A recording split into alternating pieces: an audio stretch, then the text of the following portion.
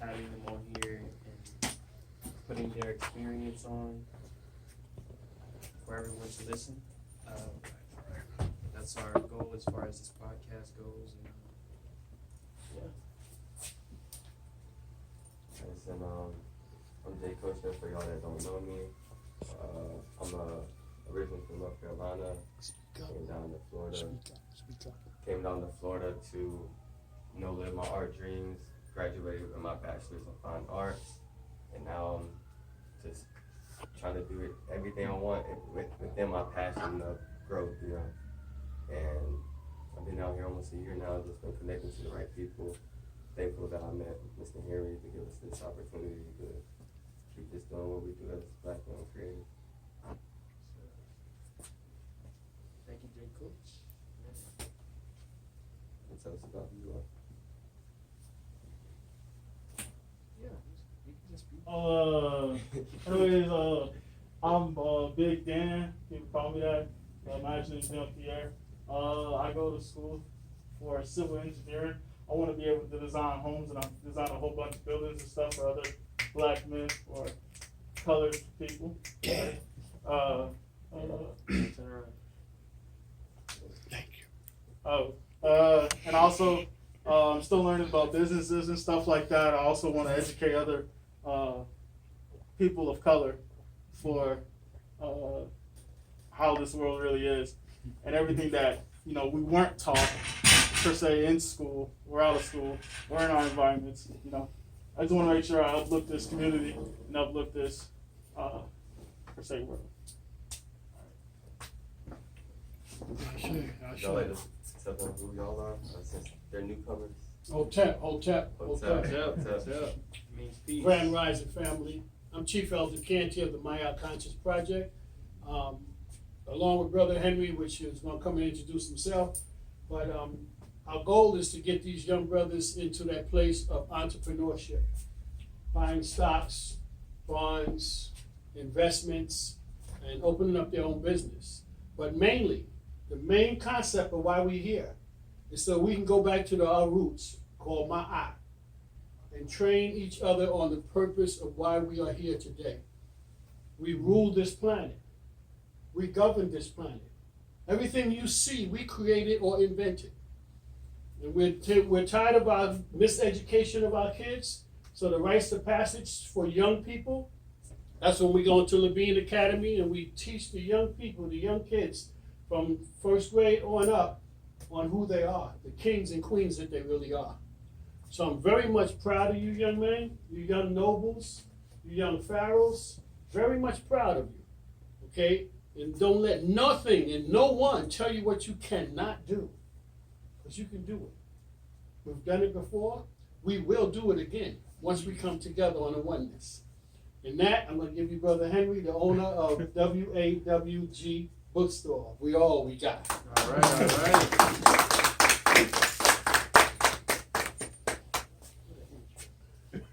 I know, how can I come behind him, man? You own the bookstore. Yeah, I know exactly. But how's all the newcomers? All right. I appreciate y'all coming and stuff like that, because we need you. We need y'all. I brought them by the way, bring the. Yeah, exactly. Bring the new ones. See, That's the homework they gave us. Exactly. Hey, I appreciate you. No problem. Yeah. But I created this right here to bring our brothers and sisters together, because it's time. All the inequality and the injustice stuff that's going on, I think that everybody, they talk the talk. Now it's time to walk the walk. I see a lot of people with signs on the street saying Black Lives Matter. Well, bookstores matter also. So all those people need to come here and support the community instead of marching all the time. So so I put this together for us to grow, and that's about it. Yeah. You good? Okay. I'm good.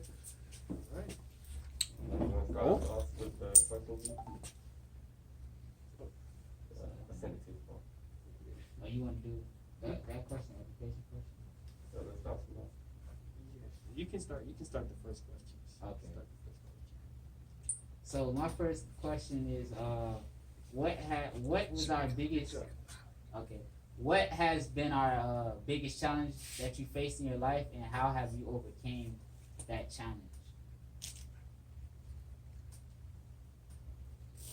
Who are we addressing that to? Let's start with Mr. Henry the bookstore. Okay. Or the question is it's to everyone. Yeah. Mhm. It's open. But let's start with Mr. Henry. Yeah, we can start with you. What's the question again? What was the biggest challenge you faced, and how have you overcame that challenge?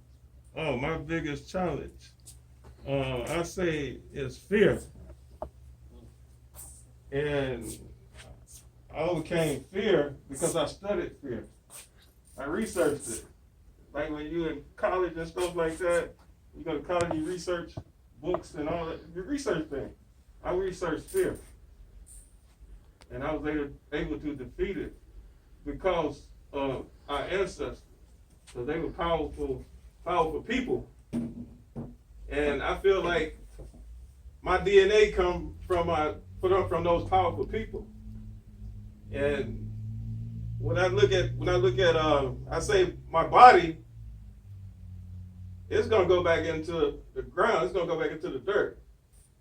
But my spirit is gonna travel.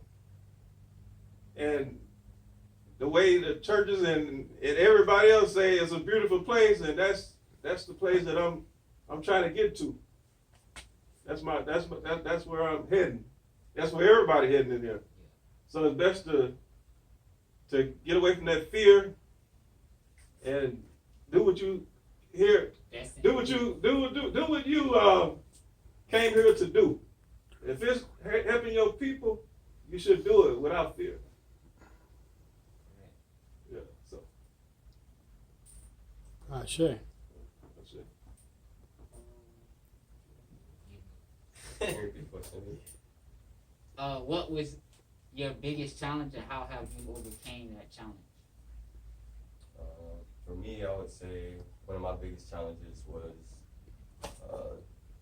trying to be there for my family when I'm away. That's one of my biggest challenges since I've been in college and trying to travel to live my dreams. I'm a huge family man.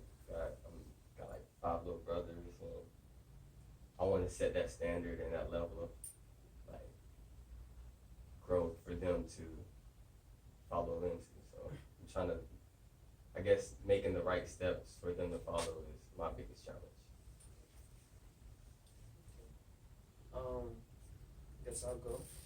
So one of the biggest challenges that I have faced is breaking away from ideas or things that don't lead too far.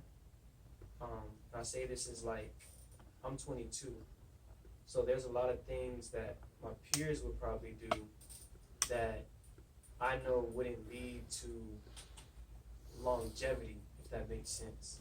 So just having, just kind of breaking away from that, like, you know, some people might want to go to the club.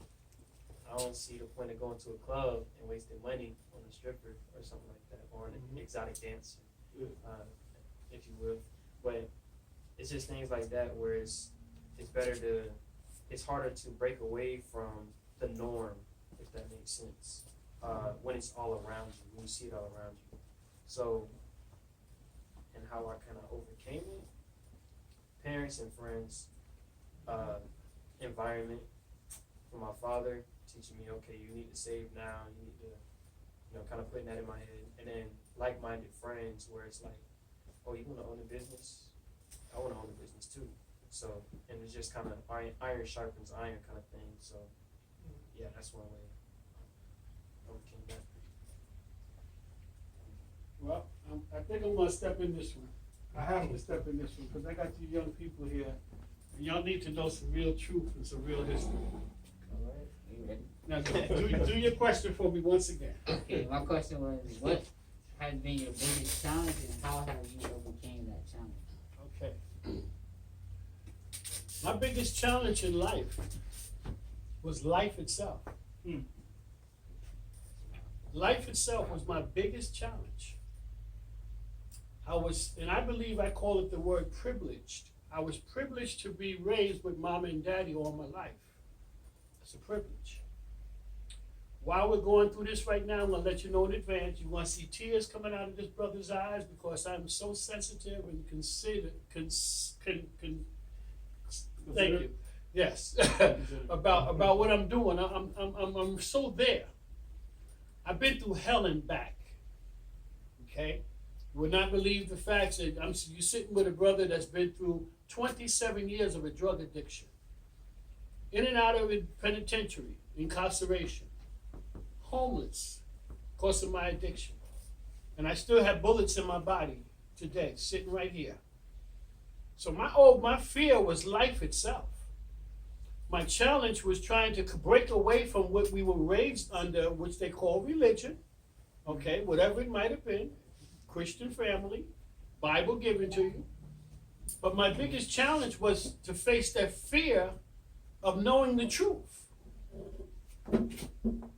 Because once I found the truth, I realized that I was more than I thought the world was telling me I was. I wasn't a slave. We might have slavery in our families, but I wasn't a slave. My parents wasn't a slave. Their parents wasn't a slave. They were free people. So when we look at history, my biggest fear was life. How do I live this life now with a newfound knowledge? I am a licensed ordained pastor. New Life Tabernacle in Brooklyn, New York, under Bishop Eric R. Figueroa, was one of my stepping grounds. Okay? Dr. Timothy Wright was one of my mentors. You name them anywhere in the ecclesiastic district, I probably done ran through them. I mean, I sat with T.D. Jakes, I sat with Benny Hinn, I sat under Dr. Morris Cirillo, some of these world-renowned preachers. But I found out later on in life, after about, next month I'll be 65 years old. Ooh, okay? I realized when I was, and I'm going to go back, let me go back 30 years. If I go back 30 years, I was preaching and teaching a lie and deception to people. And I make it very plain, and I tell people I never want to offend anybody, but the character they called Jesus wasn't a real person. I found that when I found that out, I started saying, hey, it is what it is. It's the story that we were told, their story, not ours. When I found out my story, I got on a horse and started riding. I started seeing what life was. I started seeing that my people, my melanated indigenous people, mean so much to me. Even when they don't even know they mean so much to me. It's like all of you guys' energies that want to give to your buddies and stuff, that's at the club right now. You know, y'all want to give them your energy, but they're at the club right now. Ashe? You see? Because there's something different about, there's nothing wrong with going to the club. Let me make that clear.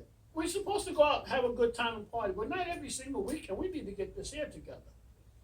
We need to learn what Brother Henry's teaching, how to invest, how to open up a business, how to collectively as a community commune with each other. When I grew up, we grew up in a community, in a neighborhood. We were neighbors. I know mom and daddy, they know me. They beat me sometimes too. Okay, that was growing up in a community. When they started calling it the hood, because you didn't know who your neighbors was. You had no idea who lived next to you. Serial killers, murderers, rapists, pedophiles, all those things are real. And then we have a group of people that nobody ever know that, I always tell people when I do counseling, you don't know where he come from. You don't know what happened to him from the age of 5 or even earlier to whatever age. You don't know, was he sexually, mentally, spiritually, none of that. That's why I say you cannot judge somebody for what they're doing right now because you do not know their past. You do not know the hurts and pain. You don't know the pains that people have gone through. That's why I tell people every day, I walk on the back of my ancestors. Every day I get up. I do a libation to my ancestors. Every day I get up. I thank my grandmother, my grandfather, my great-grandfather, my great-great-great-great-grandfather. I thank all the Imhotep. I thank all the Hatshepsuts. I thank all the Turners. You name them. I thank them all. Because they actually laid their life for our future. So there's your answer. It is a challenge. But we can all overcome that challenge. You know, I always tell people, we can't judge this book by the cover. We got to open up and read it. Ashe? Okay.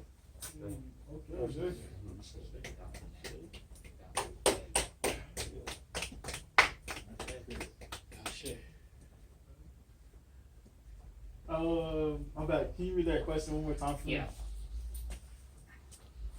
What was your biggest challenge, and how have you overcame that challenge?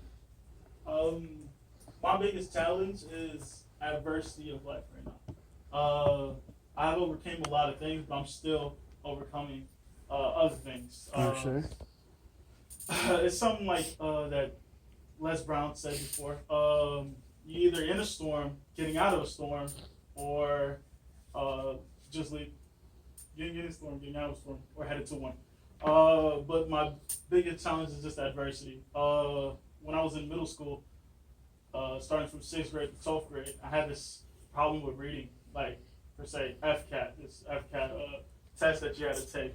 I couldn't pass the FCAT for 6 straight years. I thought I was really, like, kind of stupid with reading and stuff like that and whatnot. I really thought I wouldn't even go to college, even though everybody, was telling you to go to college and stuff like that.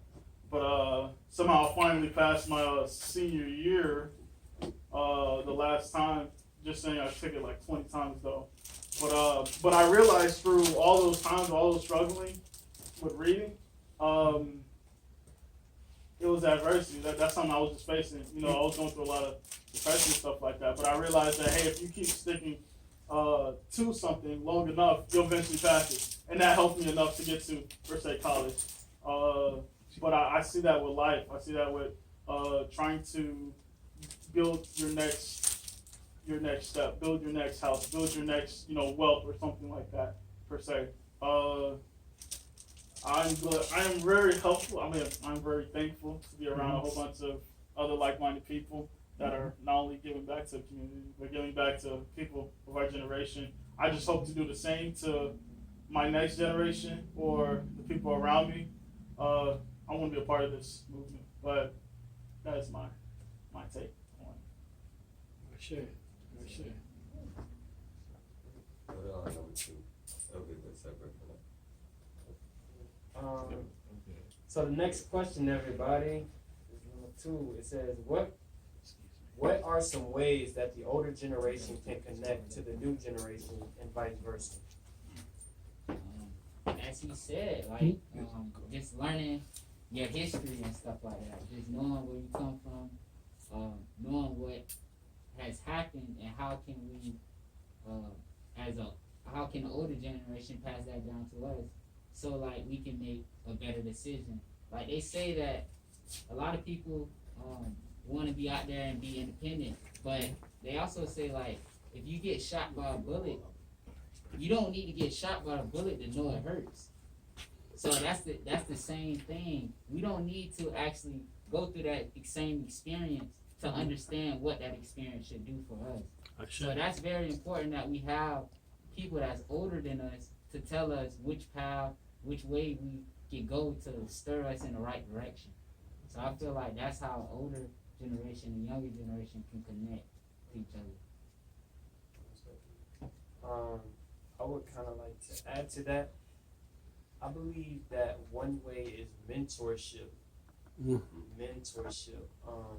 Because, of course, when a person doesn't have a whole bunch of experience, that knowledge base from the older generation we can definitely use.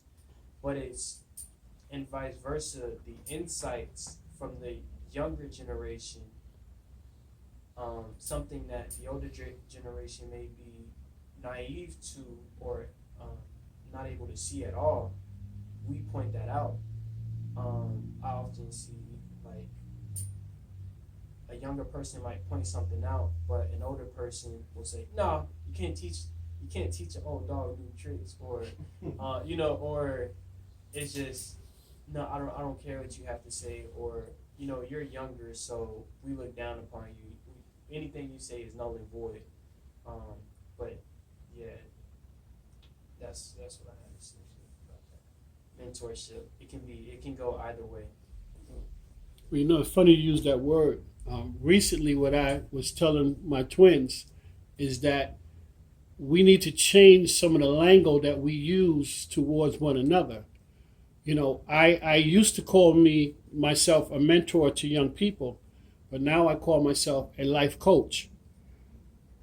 I'm coaching you in life from what my experiences were. Not saying they were always correct, but I knew how to get out of those traps. So I'm going to coach you how to shoot the ball, how to pass it. I'm going to coach you on how to get physical body shape, trim your body and tone your body, But when I hear certain words, I think about these are the things the Europeans said. You need mentors. No, we need coaches. We need somebody that's going to run down there with us. A mentor can do the same thing, all right? But it's just the words that we use. It's like, we say, well, man, I understand you. I don't understand nobody no more. I overstand them. I put it on paper. I overstand that situation. I overstood what you said.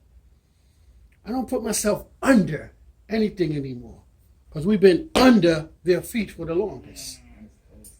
You see? When the brother came in last week and he said what? This is not a pandemic. This is a what? A paydemic. It's time for us to get paid as a people. And something, it sounds strange. Because I used to do Uber before this stuff started. And I stopped doing Uber. So I started another business. I paint interior, exterior homes. I do remodeling things. I started painting inside and outside homes from a friend that said he needs his house painted. I have not stopped contracts yet. I got another one Monday. Congratulations. So no matter how you look at it, you're going to keep going. The ancestors already put it in place for us to be prosperous. That's our DNA. Our DNA is to be prosperous. As I said, we built this land that we're standing on. This is Africa we're standing in. This is not the United States of America. The United States of America, once again, is a corporation, not a country. But see, we've been fed all of this. Oh, well, we were in the... No, we're not. Look at your channel maps. When you go back and get the old maps, the oldest maps you can find. We stand in Africa. Care what nobody want to say. Maps prove it. The maps prove it. I didn't make up the maps. Yeah. So we have to learn. We have to learn. A lot of things that we learn from them, we need to get rid of. I don't do nothing on the calendar date called holidays for them. Now, in respect for my mother-in-law, which is the only one that's left right now in my family bloodline, because all my family, mothers, aunts, uncle, everybody's gone. My queen's mother is the only mother that I have right now.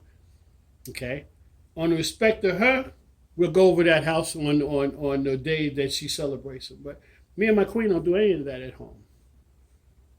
We don't knock what somebody else do, but we don't do those because we know what they are.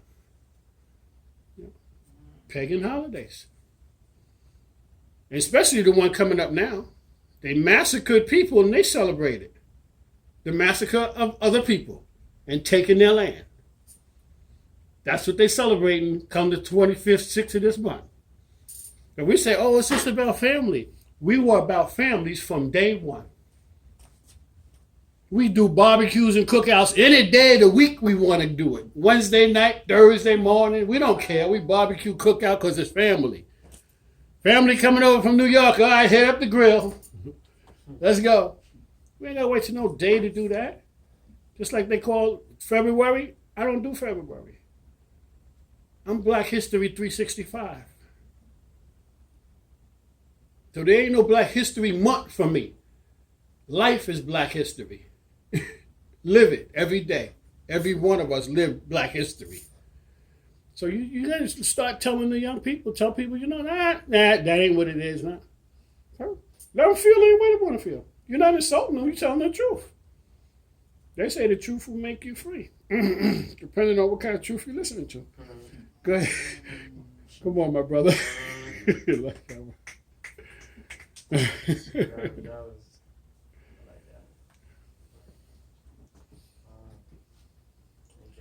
No, go for it. I'm going to go to the next question. You want to go or you want? You got it. In America, only 12% of teachers are black. Why don't we have more black teachers? Unbelievable. Would you like to answer that?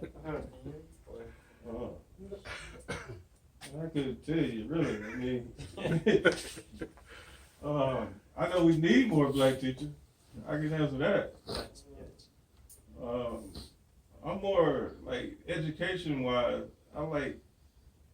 I think our kids should study outside of the school. For sure. So they can learn their history. Because their history is really not taught in school, in the school system. Right. And that's what I believe, My belief. Oh, did you want to go? Nah, you could go with me. Sure. All right. So my belief of that particular question is actually because, like you said, like from day one, they set a foundation of what like you should become. You know what I'm saying? So for Black African Americans, all we see is like playing sports, becoming rappers, becoming some type of entertainers. So being an educator is not really something that Black people tend to want to do. You're labeled like almost an outcast if you want to do that at a young age. Everybody gets cool points for playing football or being a rapper or something like that. So as they grow older, people don't really follow that particular route or education. And then also, when you do want to become an educator, your parents tend to tell you become a doctor or a lawyer or push you to be something higher, then that may not be what you want to do. So at that time, it's like the teacher thing is always it's like a gray area for the teacher because it's not something that we push to become. And that's why I feel like we have less black teachers than than we should have.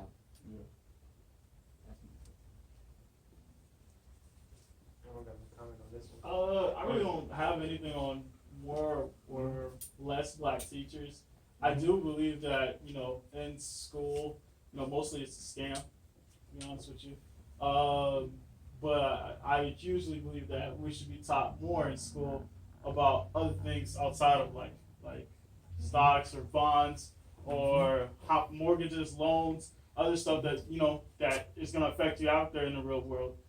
Some classes are not even, there's no reason to even teaching them, to be honest with you. I think it's a waste of time. I think you should be morally taught on, per se, building a business. It makes no sense to even go to something like college and you have a business degree, but you don't own a business. That sounds ridiculous. That makes no sense. There should be more teachers, per se, teaching kids how to move through life, like getting other stuff that helps you out, per se, with life, like houses and mortgages, loans, financing, out cars and money management. Like that's not even a class. Money management, that's ridiculous. And what if some of these things were classes? The basic forms of stocks. What do you call it? How to actually really save your money, or like what's your first thing you should invest in? Like that would make a huge difference in a lot of other people's lives per se, and that would help advance our economy. That's my take on I definitely agree with that.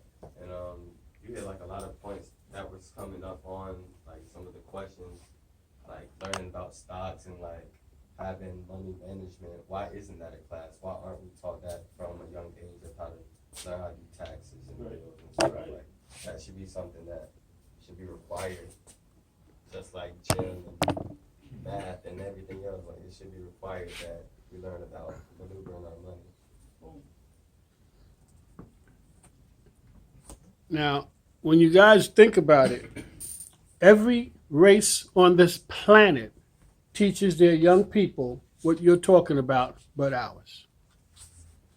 That's another thing too. That's another thing doing that. Yeah. That's another thing. Every race of people on this planet teach their children what you're talking about, but ours. Well, y'all got somebody here that can teach y'all about There you go. stocks, That's it. That's it. dividends and all that good stuff. That's like it. starting business and all that. That's it. But y'all got to have the ambition to do it though. For sure. Because it's not easy. Research. Entrepreneurship is not easy. It never will be. No. I don't think nothing like this really is, to be honest with you. Anything worth really having, it's never gonna be easy. Well, you listen to Les Brown, so you know. That's You know. I get Yeah. it. Mhm. But honestly, And- that's true what you're Yeah. saying for sure. I mostly feel like we just weren't really taught that just because our parents or our their generation Purposely. they weren't taught that. Purposely. They weren't taught that. So Purposely, yeah. that's failing our next Purposely. generation, the next generation, and it finally comes up to a certain generation where we have to learn that you got to go outside of your means, outside of a job, outside of what you're used to doing or your environment to actually want to be better, do better, have more. And that's to me, I think that's really hard for a person to really look at everything around you and it's telling you, hey, get a job, work 9 to 5, invest in, not invest, but, get a house, put a mortgage on a house, finance your car, get credit cards, find it, and you don't know how to manage this. And you didn't learn it from your parents because they didn't know how to do that. Exactly. And you're following the same traits that your parents did. Exactly. And now you're in the trap, 9 to 5, slaving to pay off all these loans, bills, financing, all that and everything. And who knows, even by the age of 60 or even 50, it's crazy how some people still have to pay off a mortgage and they're retiring. How do you do that? How does that even work? So it's just that to me that's just crazy. Read those 6 things on the front. Those principles right there. What they say. Health and nutrition, business, education, construction and building, music and arts, agriculture, science, spiritual consensus. Yes. Understand this. That's why I said if we go back to the spirit of Ma'at, we learn those principles. We call it the rites of passage for young people. That's why I said we go into the schools right now. We're in an all-black school.